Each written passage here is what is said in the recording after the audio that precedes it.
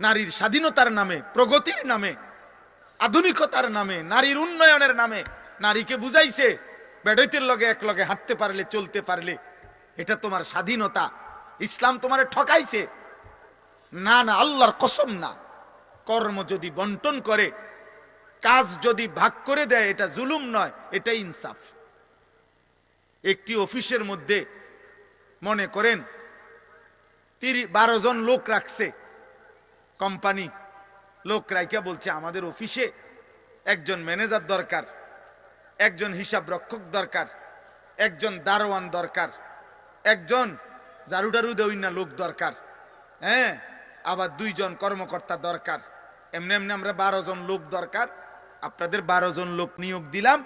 আপনারা প্রত্যেক দিন সকালবেলা আইসা তাৎক্ষণিক মশওয়ারা কইরা সিদ্ধান্ত নিবেন আজগা ম্যানেজারি করবেন কে, আজগা দারোয়ানি করবেন কে।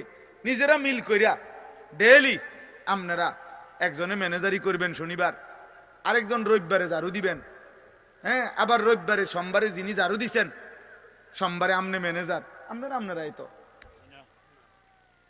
আপনারা মিল করে নিয়েন। এই কোম্পানি চলবো তো?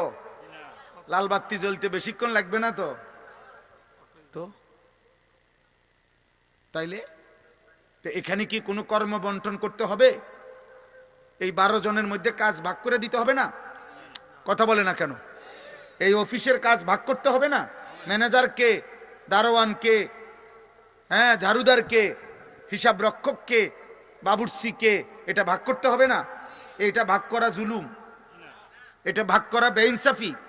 না, এটা ইনসাফ, এটা সুষম বন্টন। তো আল্লাহ তাআলা বলছেন পুরুষ আমি সৃষ্টি করেছি, নারী আমি সৃষ্টি করেছি, আমি সৃষ্টি করেছি। পুরুষের শরীরের সক্ষমতা কতটুকু আমি দিয়েছি জানি, নারীর শরীরের সক্ষমতা কতটুকু আমি দিয়েছি জানি। এবার আমি আল্লাহ কর্ম বন্টন করে দিলাম। পুরুষ তুমি বাহির সামলাও, নারী তুমি ভিতর সামলাও। এটা জুলুম হবে কেন?